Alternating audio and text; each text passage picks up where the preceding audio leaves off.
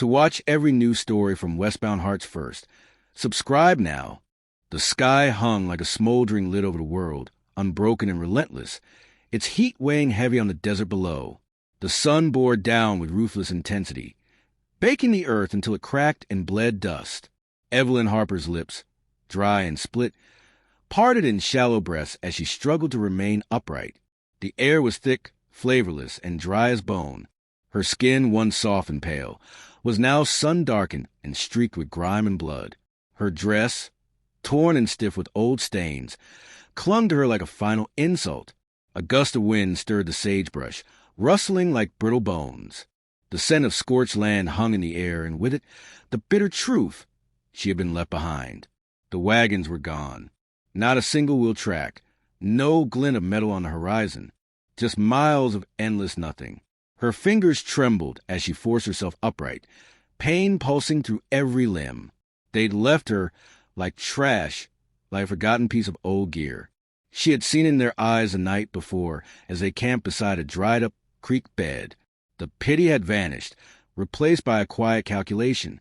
The wagon captain, thick with muscle and gruffer than most, had muttered low to the others. She hadn't caught the words, but she didn't need to. They'd made up their minds. Not even a horse. Just a canteen left by a stone, an afterthought, maybe an attempt to ease guilt. She picked it up, the slosh of water barely audible. Half full, if that. She drank carefully, forcing the liquid down her parched throat. She wouldn't weep. Not for them. Not for the ones who had decided she was no longer worth the burden. Her husband, Matthew, had been shot during a raid days ago. He died slowly, painfully, his blood soaking into the desert sand as he whispered things she never quite heard. She thought grief would undo her, that she'd simply fade with him. But the others had made that choice for her. They didn't want to carry a widow through the wilderness. A vulture circled overhead, a grim witness to her abandonment. Evelyn began to walk. Her boots dragged through the dust, each step harder than the last. The land was cruel and open, the sun glaring like judgment from above. Dry riverbeds mocked her with promises of water they couldn't keep. She walked because there was no other choice. Sitting down meant giving up, and she wasn't ready to die, not yet. By midday, the landscape shimmered with illusion. Heat rippled across the flats, casting mirages like ghosts. She stopped wiping sweat from her brow. Better to let it fall than waste energy. Her mind drifted. Matthew's smile, their wedding night, the life they'd planned. All of it gone. Then she saw him. At first, it was a shadow, movement near a line of sun-baked rocks. Her heart skipped. A man, alone. She clutched the canteen tighter. No weapon, no defense, just desperation. He stood still, partially hidden by the stone, a rifle balanced across his shoulder. His features were sharp, unreadable, eyes dark and fixed on her. His hair was tied back, loose and windblown. A native man. The settlers had always whispered about them with fear and contempt. Savages, thieves. She'd never believed all of it. But now, alone and powerless, belief wasn't a question. She stopped a few steps short, wavering in the heat. He made no move. Her voice cracked as she tried to speak, barely a whisper. I need water. He didn't answer, just gestured slightly toward the canteen at her side. Her fingers tightened around it. Not enough, she said more to herself. Still, he said nothing. Then he turned, calm as the desert wind, and walked away. Panic surged. She stumbled forward. Please. He paused. The silence between them stretched, heavy with decision. At last, he turned to face her again, eyes scanning her like she was some wounded animal. He saw her torn dress, the tremor in her hands, the hollowness in her face. Then he stepped forward, her body tensed, instinct screaming. But when his hand reached out, it didn't strike. His fingers touched her wrist, light, steady. Real. Without a word, he hoisted her effortlessly over his shoulder.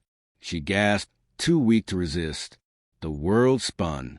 Somewhere in the distance, the vulture cried again. Then everything went dark. She woke to the smell of smoke and warm earth. Her body ached all over.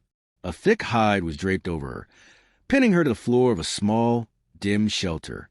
The fire nearby pulsed low, sending up thin curls of smoke through a gap in the roof. It wasn't a place any settler would have built. Movement caught her attention. Across the fire, the man sat mending leather, hands sure and practiced. His hair was unbound now, falling to his shoulders. He didn't look at her. Her voice came hoarse. "Where am I?" Without glancing up, he replied, "Alive." It wasn't the answer she expected. "Is this your home?" she asked. He nodded. She shifted, every part of her sore. "Why?" Now he looked at her, voice flat. "You were dying." The truth of it silenced her. She pulled the blanket closer. "You should have let me." Something like a smirk flickered across his face, but it vanished too fast to name. "I didn't," he said. The simplicity rattled her. What did he want? Why had he brought her here? Her voice dropped to a whisper. "What do you want from me?" "Nothing." She didn't trust that. No one ever wanted nothing. Outside, she heard laughter, women's voices, the bark of a child. This wasn't just his hut. It was a village. She looked at him again. "Who are you?" He set down the leather and met her gaze. "Kale." The name settled in her like a stone, strange and steady. "Evelyn," she said after a moment. He gave a single nod, then rose and pulled aside the hide covering the doorway. Sunlight spilled in. "Come." It wasn't a request. Her legs wobbled beneath her, but she followed him out. The village came alive around her. Children running barefoot, women weaving at looms, men tending fires. The moment she stepped into view, heads turned. Whispers stirred the air. An older woman approached, tall, stern, silver streaking her black hair. She studied Evelyn with open disapproval. "She's weak," the woman said, in a tongue Evelyn didn't understand. Kale answered her calmly. The woman touched Evelyn's arm, frowning. More words. "What did she say?" Evelyn asked. "She says you're thin." "You need food," Kale replied. The woman turned and walked away, still watching her from the corner of her eye. "She doesn't like me. She doesn't know you. And the others?" Kale's eyes met hers. "They wonder why I saved you." "So, did she?" "What happens now?" she asked. He didn't hesitate. "You stay." The finality of it landed like a weight. But somewhere beneath her fear, something else stirred. Something dangerous. Hope. Kale didn't teach with kindness or words. He handed her a bow and watched. No instructions. No encouragement. Her first arrow dropped into the dirt with a pitiful thud. "Just warming up," she muttered. He nodded. Again. 20 tries later, the arrow finally flew. Not well, but it flew. Every day they trained. Her hands blistered. Her arms ached. But she didn't stop. She learned how to move through the land, to track, to observe. One morning, he led her beyond the village to hunt. They crouched near brush where a rabbit twitched in the shadows. She raised a bow, breath shaking. Released. The rabbit stilled. Her chest tightened. Such a small thing, but it hadn't meant life. Kale gave her a knife. No words, just a look. With trembling hands, she cleaned the rabbit. The world tilted, but she didn't fall. That night, as she sat by the fire, her body sore, her spirit a little stronger, Kale finally said, "Tomorrow we go farther." Day by day, the land reshaped her. One evening, returning from the hills, they reached a river swollen with recent rain. Kale stepped onto the rocks, sure and balanced. "Come," he called. She hesitated, testing the stone.